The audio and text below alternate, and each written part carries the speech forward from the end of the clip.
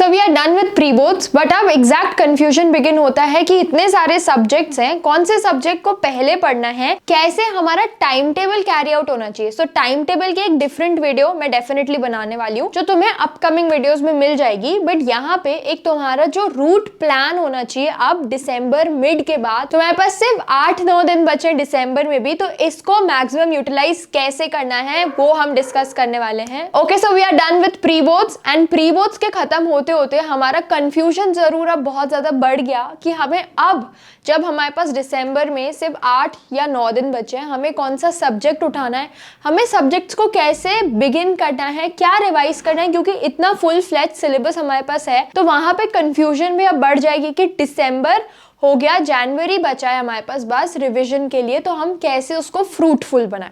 सबसे पहले तो तुम्हारा टाइम टेबल में भी तुम्हें क्लैरिफिकेशन की नीड होगी, जिसकी मैं एक डिटेल्ड वीडियो बनाने वाली हूँ जो तुम्हारी अपकमिंग वीडियोस होंगी। बस इस वीडियो में एक तुम्हारा रोड मैप, ये लास्ट के कुछ दिनों का जो तुम्हें रिक्वायर्ड है वो बात करूंगी मैं। बट वीडियो स्टार्ट होने से पहले you know the drill, video को लाइक करना है, चैनल को सब्सक्राइब करना है ताकि कोई भी इंपॉर्टेंट अपडेट आए, कोई भी नोटिफिकेशन मिस ना हो।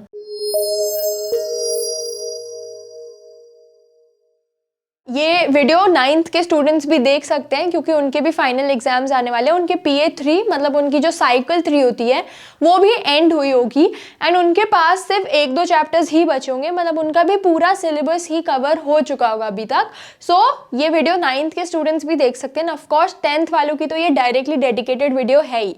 अब तुम्हारे पास 5 सब्जेक्ट्स हैं, इन 5 सब्जेक्ट्स में 1-2 सब्जेक्ट तो ऐसे होंगे जिसमें तुमने कुछ पढ़ा है।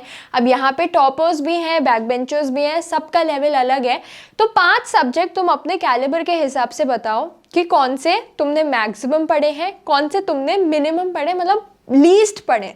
जो तुम्हारे पास मैक्सिमम सब्जेक्ट्स हैं वो तुम्हारे कहीं ना कहीं फेवरेट भी होंगे एंड वहाँ पे तुम्हें डाउट्स भी बहुत कम होंगे, मतलब उसका सिलेबस तुम्हारा कहीं ना कहीं बहुत हद तक कंप्लीट होगा, तुम्हें उसमें ज़्यादा डाउट्स एंड क्वेरीज नहीं होंगी।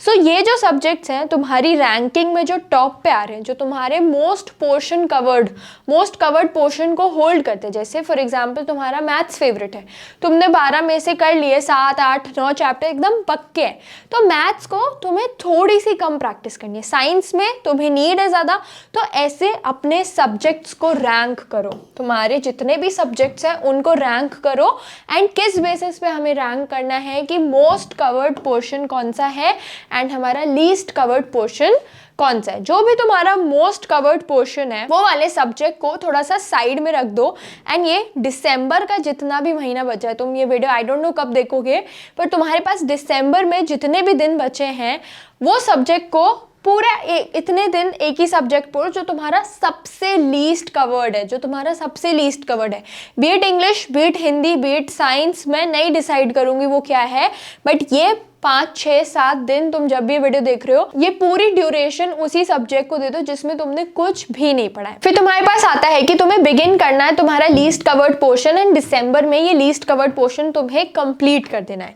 बस इसके बीच में ऐसा नहीं करना कि तुम्हारा मैक्सिमम कवर्ड पोर्शन तुम नहीं छुओ।